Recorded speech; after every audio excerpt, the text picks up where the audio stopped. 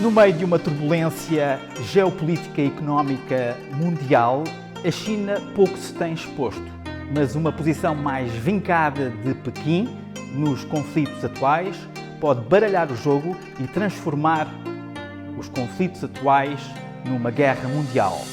Bem-vindos a Radar Global.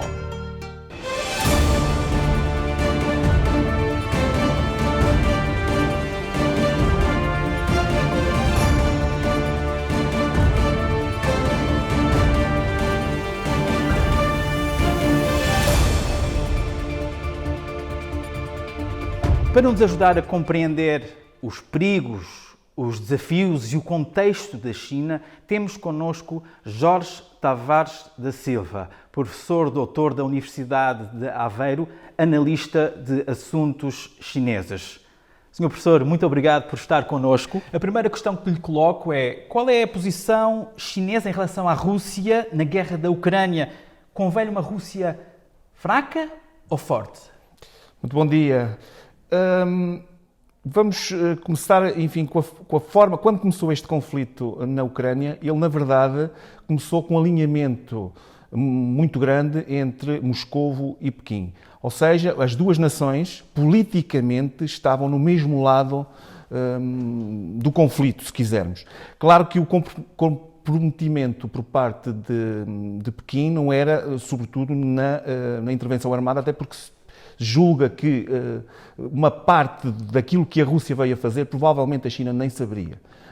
E eu digo isto em função da retirada dos nacionais chineses, que foi muito tardia, o que mostra que provavelmente não saberia o que a Rússia iria fazer.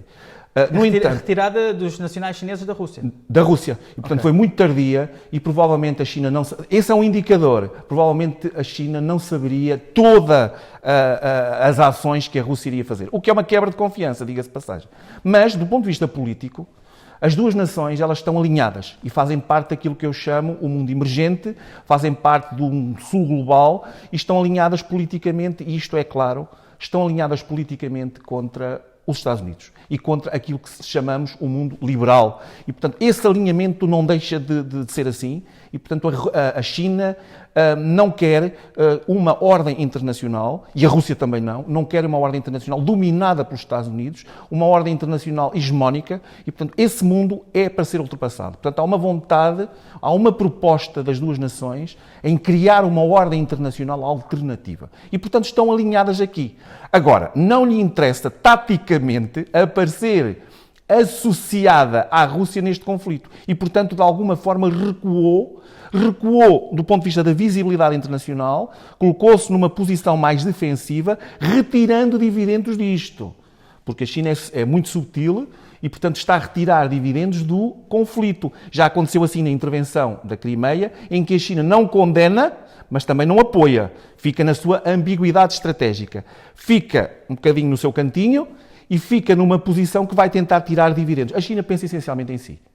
Eu até costumo dizer, um pouco a brincar, a China não coopera, a China supera. E, portanto, retira da Rússia aquilo que conseguir retirar. O que é que retira? Retira petróleo a custos baixos e vai ganhar politicamente ou geopoliticamente em todo o espaço da esfera de influência russa. E também vai tirar da sua cooperação militar. Então, uma Rússia, se calhar mais enfraquecida, vai reforçar a influência chinesa na Rússia. Vai dar à China a oportunidade de ganhar mais influência. É claro que uma Rússia fraca ou destruída, ou se calhar o regime político de Putin destruído, não é benéfico para a China, porque tem ali um parceiro importante. Se vier outra conjuntura política na Rússia, pode não ser favorável a Pequim, e eu acho que aqui também não é benéfico para a China, mas aproveita muito bem o evoluir deste conflito e está a retirar os dividendos possíveis. E os dividendos é petróleo. Eu costumo dizer, neste conflito, que agora falamos muito das sanções internacionais, é evidente que eles têm um efeito negativo na Rússia, está a ter o seu impacto, mas é parcial.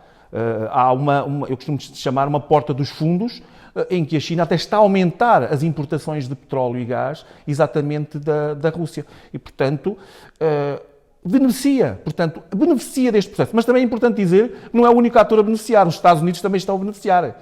Portanto, se calhar é uma das razões para que o conflito seja mais difícil de solucionar, é o facto de tanto a China como os Estados Unidos não estarem a ser severamente prejudicados. Porque se tem alguma vantagem, se calhar empenham-se pouco, ou não tanto, se calhar, Exato. não tanto para que o conflito deixam arrastar. E deixam arrastar. E uma Rússia, imagino que a Rússia consegue avançar militarmente e conquistar território e conseguir os seus objetivos. Não será também benéfico para a China na questão de Taiwan, uma vez que a frente europeia da NATO, digamos assim, fica mais frágil, o que vai levar a um esforço maior por parte dos Estados Unidos e de todos os aliados da Aliança Atlântica. Sim, no início do conflito da Ucrânia, pensou-se exatamente nisso, na questão da comparação com Taiwan. É interessante ver, e eu não disse há pouco, mas digo agora, quando foi o início da intervenção, o Putin aparece nos meios de comunicação social chineses como um herói. Até nos próprios blogs, digamos que a própria propaganda do país protege um bocado, ou dirige um bocado esses meios de comunicação ditos sociais. E apareceu como um herói, portanto, julgando nós que seria um triunfo rápido, a China aparecia como triunfadora deste processo de invasão por parte da Rússia, e estaria perfeito nesse sentido. E agora puxando aqui para a questão de Taiwan, e até poderíamos pensar, e fez essa análise, que está a tirar lições da Ucrânia para Taiwan e poderia até aparecer como uma intervenção logo imediata, logo a seguir, embora os contextos, diga-se de verdade, que são muito diferentes, Taiwan e da Ucrânia. E como disse há pouco, a China também foi apanhada um bocado desprevenida, não é? Sim, dá a ideia disso. O que fere um bocadinho o próprio compromisso entre os dois líderes, que se conhecem muito bem, eles são, aliás, passaram-se a conhecer muito bem, de há uns anos para cá, e portanto eles têm ali uma ligação próxima, mas...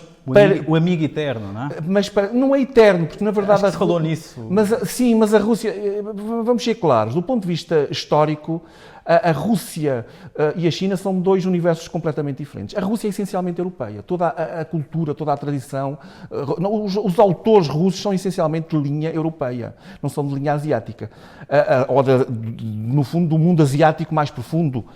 A China não, é exatamente uma nação profundamente asiática, do Extremo Oriente, e com uma natureza, do ponto de vista social e político, completamente distinta. Dá a ideia que, com o passar do tempo, a China torna-se um bocadinho mais assertiva, mais vincada nas suas políticas. Há o risco de existir uma intervenção chinesa em Taiwan? Não podemos tirar essa possibilidade. Eu dou sempre isto e isto é dito pela própria liderança chinesa, que a situação de Taiwan, isto já vem desde Jiang Zemin, sobretudo, até poderíamos ir para trás, mas sobretudo desde Jiang Zemin, o líder chinês, que diz esta questão não pode ficar assim eternamente. E, portanto, vai ter que ser resolvida. Eu também vou dizer muito claro, politicamente Taiwan está perdido. E socialmente e politicamente Taiwan está perdido. Só teremos uma oportunidade.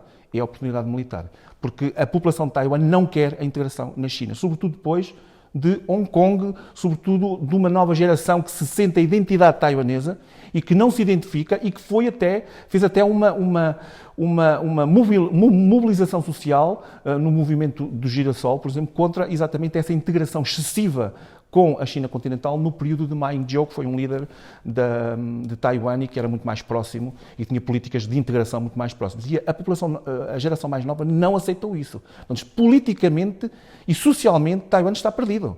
Agora, a solução pode ser militar. Pois. E nós não sabemos o que pode acontecer, haveria consequências certamente muito, muito trágicas para a própria China, e eu acho que é esta a grande lição que estão a tirar neste momento da Ucrânia. É a reação internacional que surpreendeu Pequim. Exato. E, portanto, se calhar agora está um bocadinho estão numa posição um bocadinho mais defensiva, em função exatamente... Aliás, o Partido Comunista Chinês proibiu os dirigentes de terem ativos no estrangeiro, justamente por terem visto as sanções contra a Rússia. Exatamente, e portanto esse é um... uma espécie de blindar. Sim, e já agora diga-se que muitas dessas fortunas passam por Hong Kong, é conhecido o espaço...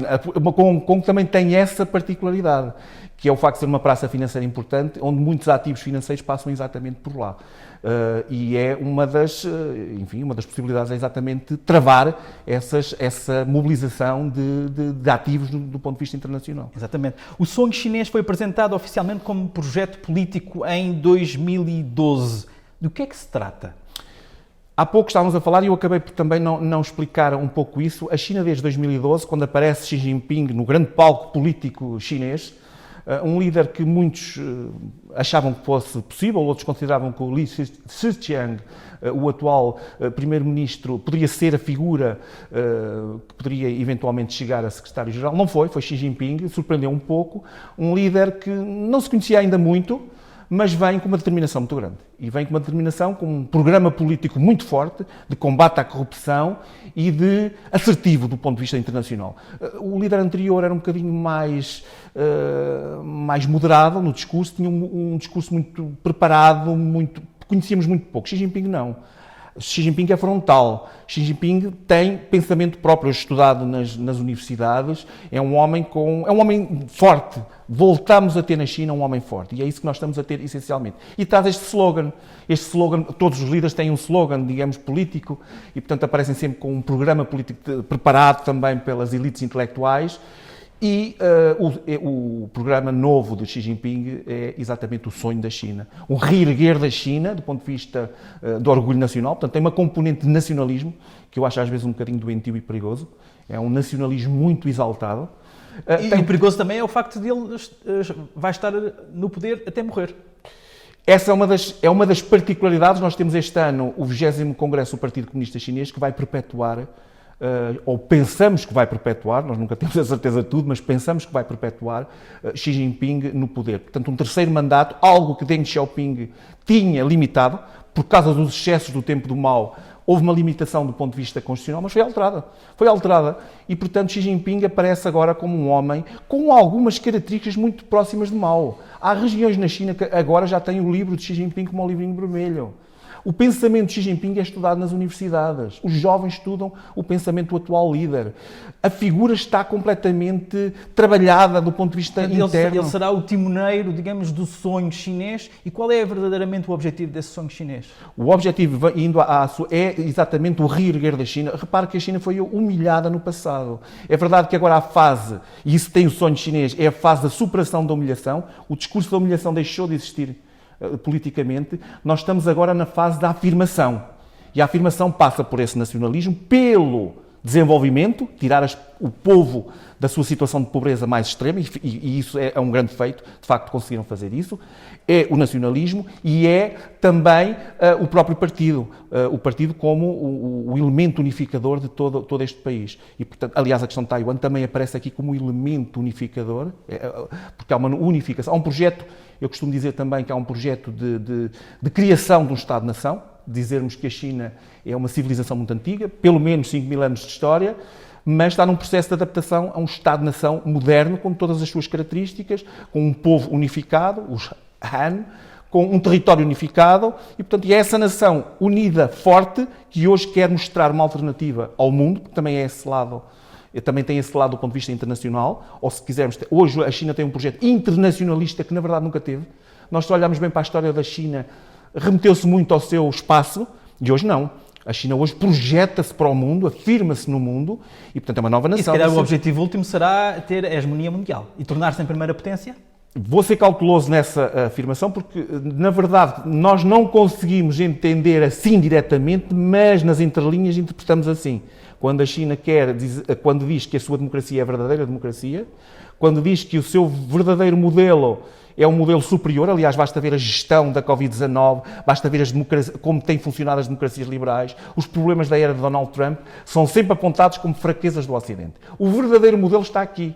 O verdadeiro modelo é o nosso. Exato. Vamos triunfar. E, portanto, implicitamente, embora o discurso não seja esse, da tal hegemonia, nós percebemos que há uma vontade de mostrar o seu modelo como um modelo triunfador, um modelo alternativo para o mundo e com sucessos garantidos. É isto que a China tem no seu plano. E a capacidade militar chinesa? Tem alguma ideia sobre a extensão? A capacidade militar chinesa tem vindo... há uma parte parte que nós, efetivamente, não sabemos tudo, porque há sempre aquela parte mais reservada, mas a capacidade militar chinesa tem vindo a aumentar substancialmente. Em muitos domínios já é superior aos Estados Unidos, em muitos domínios. Onde é que é mais vulnerável, mas também está a ser feita essa atualização. Na parte, sobretudo, naval, onde, por exemplo, curiosamente, estes dias agora foi inaugurado, foi lançado ao mar o terceiro porta-aviões, curiosamente com o nome de Fujian, que é a província exatamente terrestre ligada a Taiwan, onde, aliás, Xi Jinping passou uma parte substancial da sua carreira política e, portanto, até aí, se calhar, não sei se foi propositado ou não, até aí tem um nome de uma província que parece que está ali ligada ou próxima de Taiwan, pode ser até um sinal desse ponto de vista. Portanto, 3 porta-aviões, já de construção puramente chinesa, tem vindo a reforçar a sua marinha, tem vindo a reforçar a sua capacidade naval, porque, na verdade, também é importante dizer isto, a China nunca foi uma potência naval. Precisamente porque foi uma potência essencialmente continental, esteve sempre muito retida no seu próprio espaço, aliás, perdeu conflitos precisamente por causa disso, nunca conquistou Taiwan naquele primeiro ano porque não tinha essa capacidade. Exato. Foi pedir à União Soviética ajuda para fazer intervenção naval, porque uma intervenção militar em Taiwan será uma intervenção anfíbia. Na verdade, essencialmente anfíbia. Exato. E, portanto, tem que ter essa capacidade. Portanto, está a fazer esse esforço, está a fazer esforço até do ponto de vista espacial, está a fazer esforço do ponto de vista da inteligência artificial, enfim. Está a ir pela áreas tecnológicas modernas. E bastante sólido esse esforço, não é? Mesmo em termos espaciais. Mesmo em termos espaciais. A própria estação espacial. Exatamente. Uma coisa incrível. É incrível, sim. Exato. E também haverá, se calhar, outro ponto fraco, que é a capacidade de realizar operações navais ou militares longínquas, digamos assim, para manter a logística e operações sólidas, por exemplo, noutros continentes. Isto é uma fraqueza, pelo menos em relação aos Estados Unidos.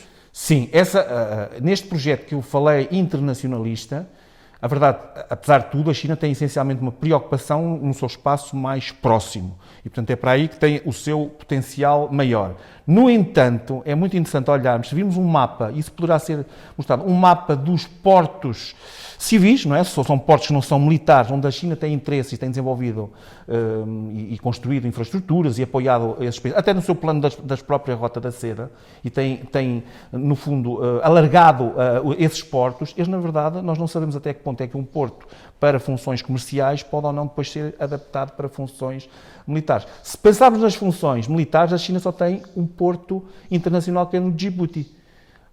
Os Estados Unidos têm 240 bases navais, a China só tem uma. Exato. E, portanto, isso é outra diferença que podemos também aqui acrescentar. Daí a Rota da Seda ser bastante importante para conseguir essa influência e poder eventualmente utilizar os portos noutros Exatamente. É aquela... Repare, há pouco falávamos da questão da China ser mais assertiva. O Deng Xiaoping dizia que a China não devia mostrar a sua força.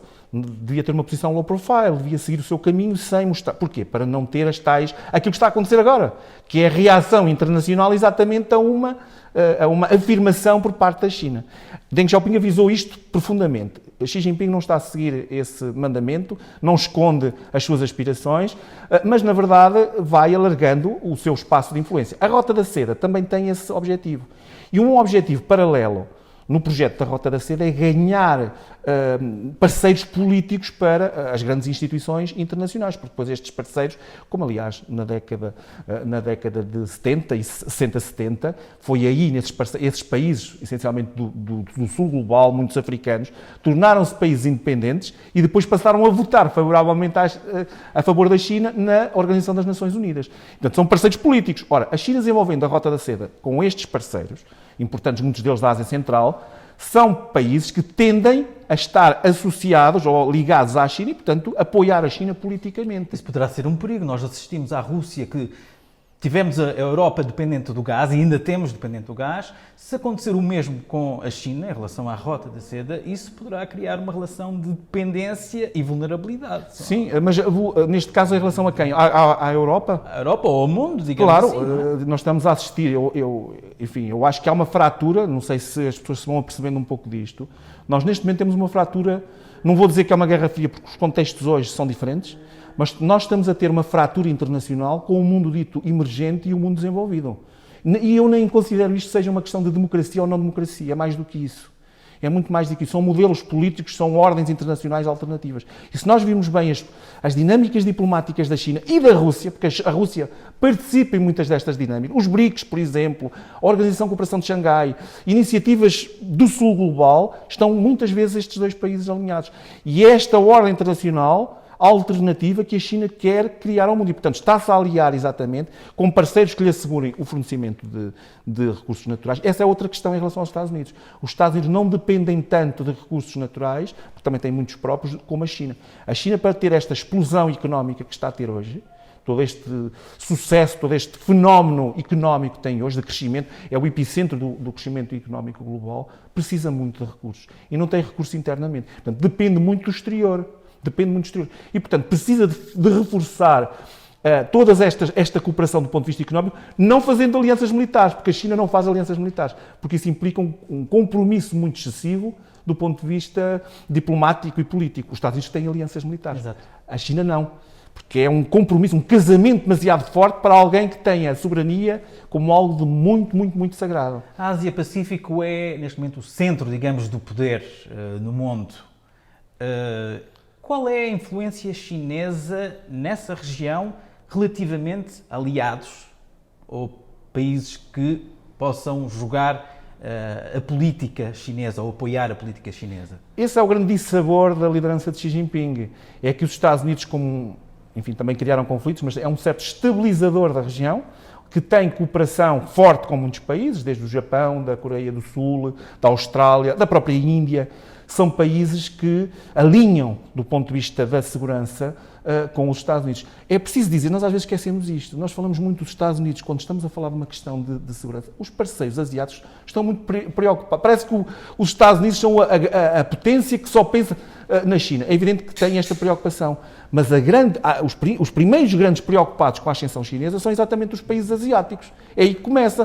Portanto, o Quad foi criado, por exemplo, o Quad, que é uma das iniciativas locais, do ponto de vista da segurança, foi criado por Shinzo Abe, que foi o primeiro-ministro japonês, preocupado com a ascensão chinesa na região, que vai tomando ilhas no Mar do Sul da China. E vai criando. Vai criando até, Exato. não é? De um banco de areia faz uma ilha com um aeroporto, subvertendo as leis do direito internacional completamente, e estão, evidentemente, que os parceiros locais estão muito preocupados com isto. E, portanto, estão a alinhar-se, estão a reforçar a cooperação e as alianças tradicionais com os Estados Unidos para travar exatamente a ascensão chinesa. O caso disso é a Austrália, não é? E este recente acordo dos submarinos nucleares que até apanhou a França desprotegida, não é? Sim.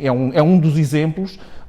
Aliás, a Austrália tem exatamente uma preocupação até do ponto de vista da infiltração política chinesa, que é outra questão que também podemos falar. A infiltração política chinesa exatamente nas democracias liberais, o que é interessante. Eu diria até que a China gosta muito de democracias liberais porque é uma forma muito fácil, como a Rússia faz, aliás, de se intrometer em eleições, de poder, no fundo, fazer lobby e reverter alguns políticos a favor das políticas chinesas. Nós sabemos, conhecemos alguns dos políticos que hoje trabalham, sim, se calhar até o Sr. Kissinger, não é? Sim, se calhar exato, até o Sr. Kissinger, exato, que trabalha próximo exatamente de Pequim, como uma voz depois muito importante para propagar as ideias favoráveis. Eles conhecem, digamos, os pontos fracos da democracia, não é? É, exatamente, ou seja, influenciar a opinião pública. Também tentaram fazer isto em Taiwan, diga-se de passagem, influenciar, até comprar meios de comunicação social, só que nós não podemos fazer nem na Rússia nem na China exatamente isso, que são países completamente tapados e, portanto, exatamente, essa influência do ponto de vista político não existe. Exatamente. O Putin, por exemplo, proibiu as ONGs de entrarem exatamente E a Rússia tem um batalhão, digamos, de pessoas que trabalham no campo da informação justamente para controlar ou manipular a opinião. A China faz exatamente a mesma coisa, mas há aqui dois mundos. Eu costumo dizer que é o mundo livre e o mundo não livre. Aqui, de facto, quer dizer, é fácil entrar num mundo e poder influenciar e poder fazer-nos ouvir, mas no outro não é possível. Nós não conseguimos ir à China e fazer aquilo que fazemos exatamente no mundo que eles chamam livre. Não é? Portanto, há aqui dois universos completamente distintos e até jogar com regras muito diferentes, neste sentido. Exato. A China faz parte do Conselho dos Direitos Humanos da ONU. Não é um bocado estranho? É um bocado estranho, mas o organismo tem um sistema de votações por regiões. Um país, um voto. E como vamos à questão da Rota da Seda. Como muitos dos países escolhem exatamente, e votam, não é? Muitos deles vão votando também em função dos seus próprios interesses. E, portanto, por um lado, são parceiros locais, não são parceiros globais, portanto, está, digamos, a votação está dividida por espaços, e depois os atores de determinadas regiões, como têm os tais projetos económicos, vão votar favoravelmente a escolha da China para integrar exatamente o Conselho dos Direitos Humanos. Diga-se, já agora digo uma questão, é que a China tem uma concepção de direitos humanos completamente antagónica com o chamado mundo ocidental. Portanto, enquanto o mundo dito, eu vou dizer assim, enfim, o mundo ocidental às vezes quer-me referir essencialmente à Europa e aos Estados Unidos, tem uma percepção de direitos humanos universalista e tem uma percepção de direitos humanos centrada no indivíduo, portanto, liberdades individuais, liberdade... Isso não é a percepção chinesa, que tem preocupação nos direitos sociais, no sentido mais coletivo. A China quer, e tem mostrado isso, que quer alterar a percepção de direitos humanos dentro das próprias Nações Unidas. E, portanto, está lá também um pouco para fazer isto. Não é só aqui. Em toda a organização, a China tem uma capacidade adaptativa. Vai entrando nessas organizações e vai tentar... Eu até costumo dizer que a China não é contra a ordem internacional, tenta influenciá-la. Exato. E cria simultaneamente uma ordem internacional alternativa, o que é interessante. Joga em dois lados. E quando digo isto é muito interessante do ponto de vista. Cria organizações próprias, parece que fazem concorrência às organizações internacionais. Tem, por exemplo, a Organização de Cooperação de Xangai, parece uma NATO. Tem o Banco de Desenvolvimento Asiático, ou o Banco de Infraestruturas, essencialmente este que é chinês, que é uma espécie de alternativa ao Banco Mundial. E, portanto, cria organizações alternativas, mas simultaneamente participa na ordem internacional estabelecida. E vai tentando entrar na ordem internacional estabelecida, no fundo, alterando por dentro. Nós vimos um pouco, se calhar, com a Organização Mundial de Saúde, quando foi o caso da Covid. Excelente exemplo. Uma grande influência chinesa. Sim, é mais ou menos isso. A capacidade, muitas vezes, de atuar por dentro. Nós vimos chineses e figuras chinesas nessas organizações. Por isso é que a Ordem Internacional Alternativa, que reclama muito a China, é muito interessante porque eles defendem a democratização do sistema internacional, que é o facto dessas organizações começarem a terem pessoas do sul global no comando dessas organizações. É uma espécie de defesa da democracia. Exato. E isso é uma forma de alterar a ordem por dentro. Exato. Alterar a ordem por dentro. É um pouco isto. Mas falando dos direitos humanos, parece que o mundo, pelo menos o ocidental, esqueceu o Tibete e temos o caso dos uigures, que são levados para, dizem, campos de reeducação. E temos testemunhas de trabalhos forçados, tortura e mesmo assassinatos. E o mundo não fala muito sobre isso. Não. Centrou-se. É muito curioso porque quando as primeiras vezes que eu falava da região de Xinjiang, ninguém sabia onde é que era Xinjiang. De repente passou a ter um certo impacto internacional. Os meios de comunicação social começaram a falar exatamente da questão dos uigures. O Tibete teve um período onde se falava mais, sobretudo na altura dos Jogos Olímpicos, que houve ali de Pequim, em 2008, que houve ali uma série de ações de rua por parte dos monges tibetanos, e portanto na altura falou-se muito disso, mas depois entretanto começou a crescer a visibilidade do Tibete. Do ponto de vista geral, a questão dos direitos humanos é muito alargada na China, portanto podemos ir, por exemplo, às práticas religiosas das Falun Gong, que é uma religião interna que é proibida, completamente proibida na China, onde essas pessoas são efetivamente presas, são torturadas. Isso é conhecido. Há manifestações um pouco por todo o mundo dos Falun Gong, exatamente em função dessa repressão que recai sobre eles. Mas não é só. Portanto, nós temos o Tibete, nós temos os próprios mongóis dentro do espaço chinês, que são também de alguma forma perseguidos, nós temos os uigures, ou seja, há um conjunto alargado de etnias em que este projeto político de afirmação do Estado-nação chinês, porque é isto, de anificação do país, tenta limitar... A unificação da etnia Han. Han, que são 92% é a etnia maioritária da China. E este processo de anificação, que é no fundo um processo de alargamento dessa etnia, no fundo é um processo de aculturação também nestas regiões periféricas, que é para diminuir a identidade desses povos, para não reivindicarem direitos políticos, nem reivindicarem autonomias, nem nada disso. E, portanto, a forma é anificar essas zonas, às vezes um bocadinho à força, que é o que está a acontecer exatamente em Xinjiang. há perseguições, há coisas horríveis, no fundo. Eu acho que não vale a pena dizermos que isto é um mito dos meios de comunicação social no Ocidente, como eu tenho ouvido. Eu acho que há imensas provas de tudo isto, os campos estão identificados, há os testemunhos de toda essa gente. É evidente que há aqui o componente de terrorismo, porque, entretanto, há o chamado ETIM, que é o movimento do Turquestão Oriental, é um movimento muito ligado à Al-Qaeda, e que, é verdade que sim, e, portanto, há aqui atentados terroristas que foram cometidos em algumas circunstâncias. A China aproveitou muito bem isso, mas isto não faz com que todo um povo seja, no fundo, anulado do ponto de vista da sua identidade, que é um pouco aquilo que se está a tentar fazer, para controlar politicamente a região. Já agora, uma coisa engraçada, foi a China que criou a identidade dos uigures, diga-se de passagem, porque isto vem de uma herança exatamente da União Soviética, do tempo de Stalin, que era criar identidades étnicas, que era para depois as controlar. E, portanto, esse mapa das etnias soviéticas foi adaptado à China e criou-se. Os uigures foi-se procurar um bocado na história quem eram os uigures. E, curiosamente, nem eram... No passado nem sequer eram muçulmanos, portanto eles estiveram essencialmente na zona da Mongólia e depois, fruto de uma série de conflitos, foram-se refugiar. Nem há uma identidade política única, porque nós estamos a falar de uma zona de deserto, onde havia ali uma série de oásis e esses povos, no fundo, eles espalharam-se um bocadinho. Tem um pouco a influência turca, não é? É um povo de ligação étnica do ponto de vista, assim, com a Turquia. E agora há um movimento político, que é chamado o Turquestão Oriental, no fundo, é criar ali aí sim, há um projeto político agregando todos esses povos, e esse é que, no fundo, é a maior afronta a Pequim, é exatamente isso. É preciso perceber que Xinjiang é uma zona riquíssima do ponto de vista de recursos naturais, é onde estão as suas fontes de petróleo mais importantes do país e a maior província. Sim, mas em relação aos uigures, parece existir um bocado a complacência da Europa e do mundo ocidental.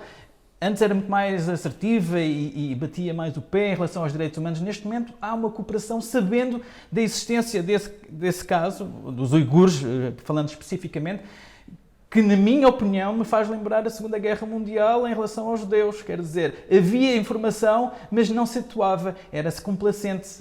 Não se estará perante mais ou menos uma situação idêntica. Sim. Repare que a Inglaterra, aqui há 2 anos, provavelmente, pediu nas Nações Unidas para que uma equipa de observadores fosse em Xinjiang, Nações Unidas, uma equipa de observadores fosse em Xinjiang exatamente ver a situação. O que a China imediatamente fez foi apoiar-se num conjunto de países, se calhar muitos deles da Rota da Seda e outros projetos de cooperação económica, exatamente para votar contra essa proposta da Inglaterra de ter a visita dos observadores das Nações Unidas. É um exemplo de como politicamente estas coisas funcionam. Do ponto de vista internacional, além de todas estas dificuldades, também há aqui uma hipocrisia imensa, e aí sejamos claros. O discurso, aliás, há dias escrevi exatamente um artigo onde falei do silêncio dos culpados, porque nós andamos numa série de silêncios nos últimos anos, em função dos interesses mercantilistas, ou de mercado, se calhar não é tanto mercantilismo, mas nos interesses de mercado, interesses económicos, nós deixámos de ver o que normalmente se costumava ver. E, portanto, basta ver as visitas da senhora Merkel, por exemplo, à China. Todas foram feitas numa lógica de comércio e tudo o que era direitos humanos saiu, tudo o que eram outros discursos e outras preocupações deixaram de existir na agenda internacional. Portanto, era negócio e chega, não é? Petróleo e chega com a Rússia. Petróleo e chega, não interessa mais nada. E essa política acaba por tornar a Europa vulnerável, como se assiste também com a Rússia, de certa forma. A Europa entrou numa lógica kantiana da paz perpétua e nos seus valores, acima de tudo, que são importantes, são evidentes, mas não tem preocupações de segurança. Tem a NATO ali a assegurar, digamos, é a sua protetora, mas as questões quase que eram, nós muitas vezes quando falamos no plano militar, até do ponto de vista académico, quase que era uma ofensa. Os 70 anos, se calhar, de paz fizeram com que a Europa baixasse a guarda. É a armadilha, se calhar a armadilha, não é? A armadilha é essa, é que nós de repente não, o mundo isto é a paz eterna, exato. A paz perpétua de Kant. E, portanto, conflitos armados entre nações deixaram de existir. Exatamente. As fronteiras estão estáveis. Mas há algum país que vai invadir outro? Isso não existe. Pois, são coisas do passado. Até do ponto de vista académico, se eu dissesse isto no ano passado, se calhar há uma série de pessoas... Eu vi mobilizações de pessoas contra... Aqui há 2 anos, se tentou aumentar o orçamento de defesa na União Europeia, houve pessoas que foram contra. Uma coisa interessante, a Alemanha, após a anexação da Crimeia, reduziu as despesas de defesa. Exato. Portanto, nós entramos aqui na lógica kantiana, como eu digo, um idealista, que a paz e amor para todo Exato. sempre. O mundo, uma harmonia, acabou, não há atores a invadir maus. outras, Exato. guerras entre nações deixaram de existir, e de facto deixaram. E sejamos claros, o que a Rússia está a fazer na Ucrânia é algo de impensável. Exato. No sentido, já não há guerras a conquistar território num Estado soberano. Falava-se muito mais em guerras económicas, que era E guerras internas. Exatamente. E guerras civis há muitas. Sim, sim. Por questões por vezes religiosas. instigadas, não é? Isso há muitas. E Claro. se calhar até há mais do que se calhar aqui há uns anos atrás. Agora, guerras entre nações de conquista de território, Exato. de entrada e de violação da Sobretudo na soberania. Europa. Que viola, que é outra coisa engraçada, viola completamente o direito internacional logo no primeiro artigo. É uma agressão. Está logo nos primeiros artigos da Carta das Nações Unidas. A Ucrânia tem direito à sua defesa. Também está consagrado, é a única forma, é a única guerra dita, se quisermos dizer guerra justa, é o direito à defesa. E a Ucrânia tem direito a essa defesa. Está a ser violada no seu espaço. Exato. Não é? Senhor Professor, algum assunto, algum tema que gostaria de salientar? Que eu acho que não foi abordado aqui nesta entrevista. Eu acho que abordámos aqui, enfim, não me estou a lembrar particularmente. Se calhar podemos falar aqui um bocadinho na própria figura do Xi Jinping, por exemplo. Não falámos, enfim, quem é esta figura e se quisermos comparar, é uma possibilidade, se quisermos comparar com a figura de Vladimir Putin, que são dois líderes que se conhecem muito bem, ou passaram-se a conhecer, enfim, em contextos até privados. Eu diria que, apesar de tudo, o Xi Jinping, e essa eu acho que é uma boa análise do meu ponto de vista, é um líder, apesar de tudo, assertivo, com esta lógica muito assertiva do ponto de vista internacional e do ponto de vista político. É um líder que se vai perpetuar no poder e que quer ficar vincado na história, mas, apesar de tudo, eu reconheço... Como Putin. Sim, mas, apesar de tudo, eu reconheço, enfim, estas coisas às vezes podem nos enganar, apesar de tudo, tenho a percepção que é um líder com alguma sensibilidade social, genuína, ou seja, nós às vezes parece-nos um bocadinho artificial, a forma como certos líderes... Porque é uma perspectiva, se calhar, ocidental, europeia, e não a chinesa. Sim, eu acho um líder, apesar de tudo, com essa sensibilidade social genuína, o que pode ser, se nós tivermos uma ordem internacional chinesa ou muito influenciada pela China, pelo menos este líder dá-me a sensação que é evidente que tem essa preocupação de afirmação, mas simultaneamente tem ali um lado de alguma sensibilidade maior do que se calhar aquela que Putin tem. E, portanto, talvez nos deixe um bocadinho mais sossegados desse ponto de vista. Mas questões como Taiwan e outras não deixará de defender os seus interesses. Já agora, lembrei-me agora, Sim. já agora deixe-me só falar e porque estou a falar do Xi Jinping, Exato. e porque há pouco falámos do sonho da China, eu tenho aqui um livro de Wang Huning. Quem é o Wang Huning? Era um professor da Universidade de Fudan, que é em Xangai, uma universidade muito cotada, este intelectual, vamos dizer assim, que vem do universo académico, ele na altura, na década de 80, curiosamente Xi Jinping também fez a mesma coisa, visitaram os Estados Unidos, porque é muito interessante que a China, isso acho que é um ponto interessante aqui para nós podermos falar. A forma como a China sempre olhou para os Estados Unidos com uma certa curiosidade. Deng Xiaoping fez isso. Até o Mao via cinema americano e gostava da cultura americana, mas é uma tentativa muitas vezes de superação. Olham para os Estados Unidos numa lógica, o que é que eles fizeram e o que é que nós poderíamos fazer para melhorar. Exato. Até vou contar aqui uma história muito rápido, que foi quando o Deng Xiaoping, no início da década de 70, e antes de ir ao Wang Huning, no início da década de 70, visitou os Estados Unidos para ir a uma conferência nas Nações Unidas, porque as Nações Unidas estão centralizadas exatamente, têm a sua sede em Nova Iorque, e ele visitou, depois da sua comunicação na sede das Nações Unidas, e perguntar-lhe, e agora ainda temos aqui um bocadinho até ir apanhar o avião, onde é que o Deng Xiaoping gostaria de ir visitar? E ele escolheu um sítio, nós poderíamos pensar, pronto, vai querer ver a Estátua da Liberdade, ou se calhar o Central Park, não, eu quero ir a Wall Street. E foi a Wall Street. Era um domingo, estava fechado, mas ele foi a Wall Street. E porquê é que foi a Wall Street? Porque ele dizia, é aqui que está o segredo da América. Exato. É exatamente em Wall Street.